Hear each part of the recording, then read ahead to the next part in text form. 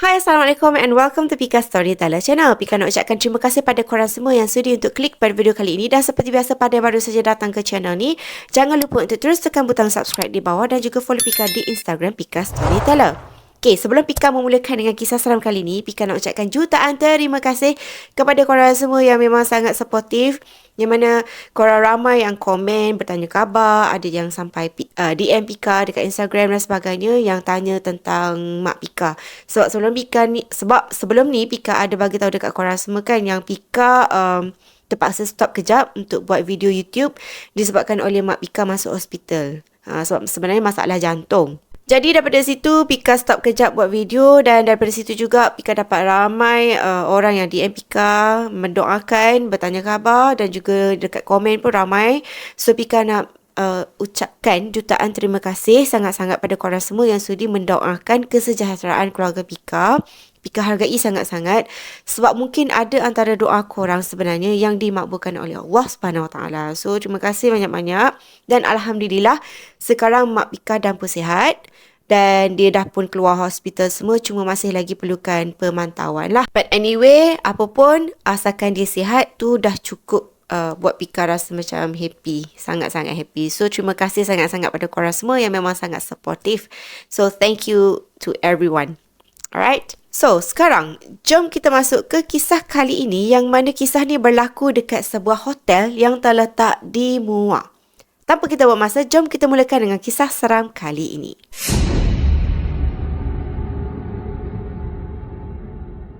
Dalam kejadian ni, sebenarnya berlaku kepada seorang lelaki bernama Rosdi. Rosdi ni berusia dalam 35 tahun macam tu.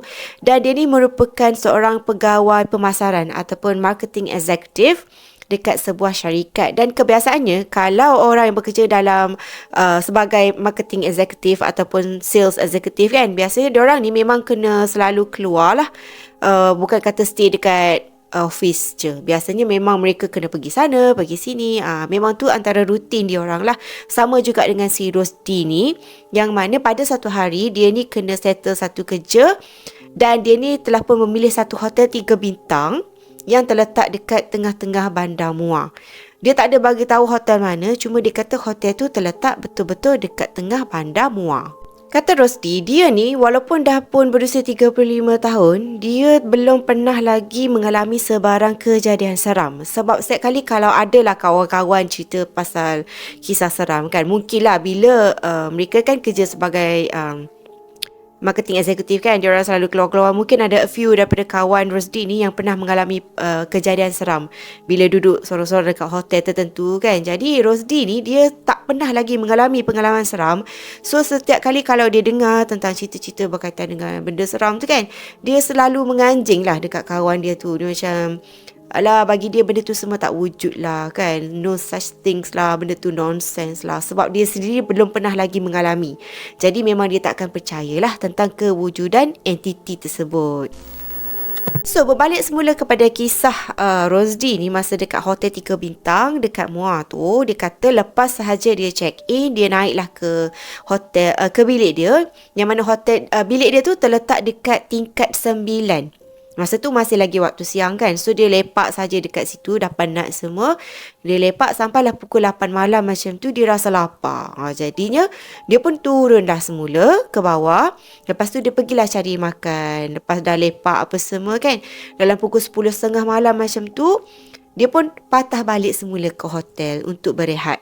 Macam yang Pika bagi tahu tadi, sebelum ni Rosdi ni dia belum pernah lagi mengalami pengalaman seram kan. Tapi kata dia pada masa tu, bila lepas sahaja dia sampai dekat tingkat 9 dengan lift, bila pintu lift terbuka je kan, dia dapat rasakan satu aura yang lain macam, yang belum pernah lagi dirasakan sebelum ni.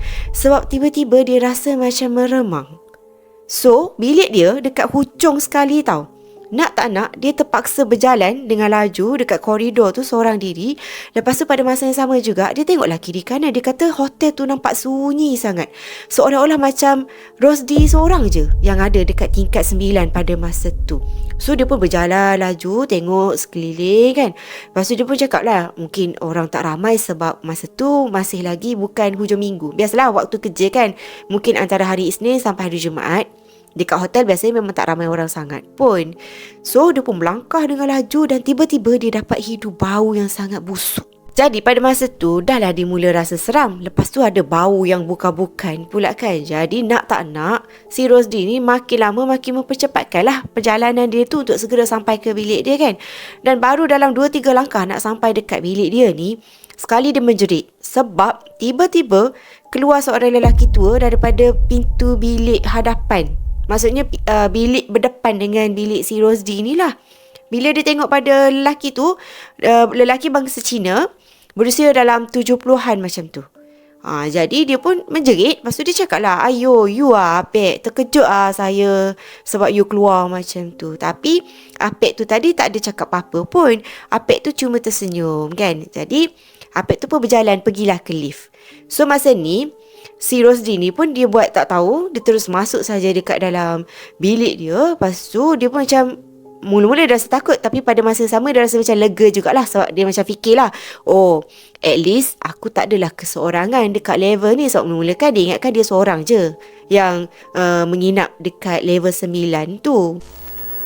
Lepas tu, bila dah masuk dekat dalam bilik, si Rosdi ni pun dia buka TV. Dia cubalah untuk layan kan TV tu. Tapi rasa macam bosan lah pula TV ni kan.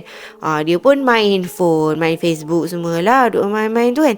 Sekali tiba-tiba dia dapat menangkap satu bunyi, iaitu bunyi macam tik, tik, tik macam tu. Bunyi macam orang lepaskan guli. Lepas tu dia macam, anak siapa pula yang main guli waktu malam ni kan. Lepas tu dia pun macam, toleh lah macam tu. So dia rasa macam berdebar tau. Sebab dia tengok bilik dia tu sebenarnya kan bilik hotel biasanya kan kapet kan. Jadi kalau kapet, macam mana ada bunyi macam orang lepaskan guli dekat atas lantai? Masa tu dia dah mula rasa cuak tau. Sebab dia tengok kapet tapi ada bunyi guli, which is mustahil lah kan. Tapi Rosdi ni pada masa yang sama dia cuba untuk husnuzon lah. Dia macam fikir, mungkin ada budak somewhere yang main guli ke apa, tak tahulah kan. Dia cubalah untuk fikir baik. Lepas tu dia cuba untuk melelapkan mata. Dan tak sedarlah bila dia terlelap sebenarnya. Sampailah dia terbangun balik tengah malam. Bila dia tengok jam, masa tu kan jam menunjukkan pukul 1 pagi.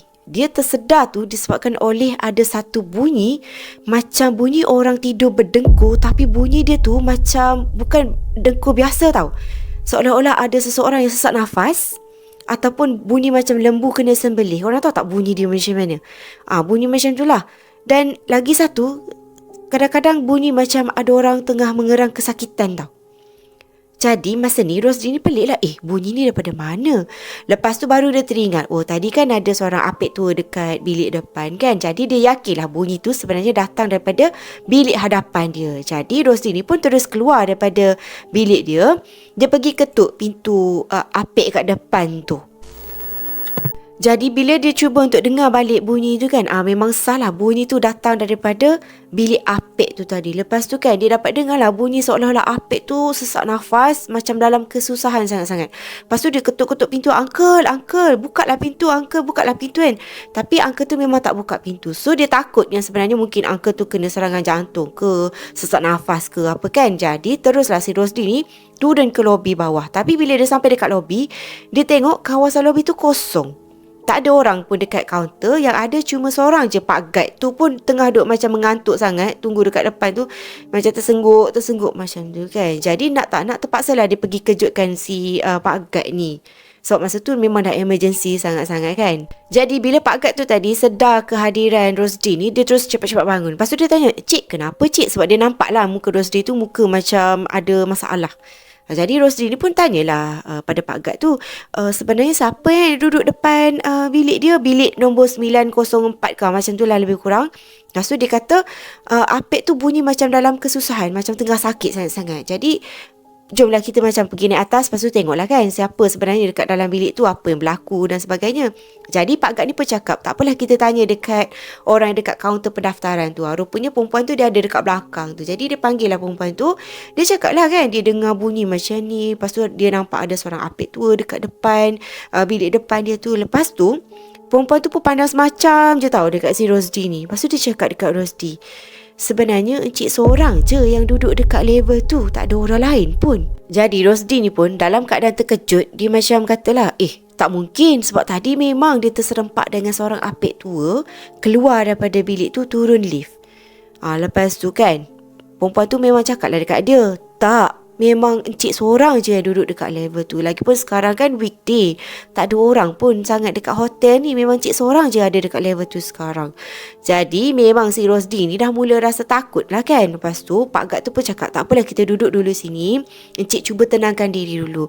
Sebab sebenarnya bukan encik seorang je yang pernah mengalami pengalaman macam tu dekat sini. Dah ada banyak dah orang yang pernah kena benda yang sama. Tak tahulah start daripada bila lagi orang mendengar benda-benda yang macam tu, iaitu dengar orang seolah-olah orang tua yang tengah sakit, yang tengah nazak macam tu. Lepas tu Pak Gad tu ada juga cakap, bukan setakat diorang dapat dengar bunyi macam orang tengah sakit, tapi ada lagi satu kes yang mana ada seorang guest hotel ni, yang lagi scary-nya, dia bukan dengar bunyi macam tu tau, tapi dia boleh nampak seorang pakcik tua berbangsa Cina juga berjalan, lepas tu menembusi dinding. Lepas tu bila Rosdi dengar berjalan menembusi dinding, terus dia kata tak apalah kalau macam tu dia nak tidur, nak duduk je dekat lobi tu, nak tidur je dekat situ sampailah esok pagi, barulah dia rasa macam berani untuk pergi ambil barang dia. Lepas tu terus check out, duduk dekat hotel lain. Dia kata memang dia dah tak nak lah duduk dekat hotel tu. Dan keesokannya bila hari dah macam mungkin lepas subuh macam tu kan, barulah si Rosdi ni berani dan dia pun naik atas terus ambil barang dan check out daripada hotel tu. Dan dia kata itu adalah pengalaman yang memang dia takkan lupakan sampai bila-bila. Sebab yelah kan, sebelum ni memang dia tak percaya pun dengan cakap-cakap kawan dia yang kena sakat bila tidur seorang kat hotel ke apa kan. Dan sekarang bila benda tu berlaku sendiri dekat dia, barulah dia rasa memang benda tu wujud, cuma tak kena dekat semua orang, ataupun belum kena lagi dekat orang tertentu ni. So, apa pandangan korang tentang kisah Rosdi kali ni? Seperti biasalah, Pika nak tahu sangat apa pandangan korang, dan bolehlah komen di bawah. So, apapun itu sahajalah video Pika untuk kali ini. Kita jumpa lagi in my next video. So, see you soon. Bye.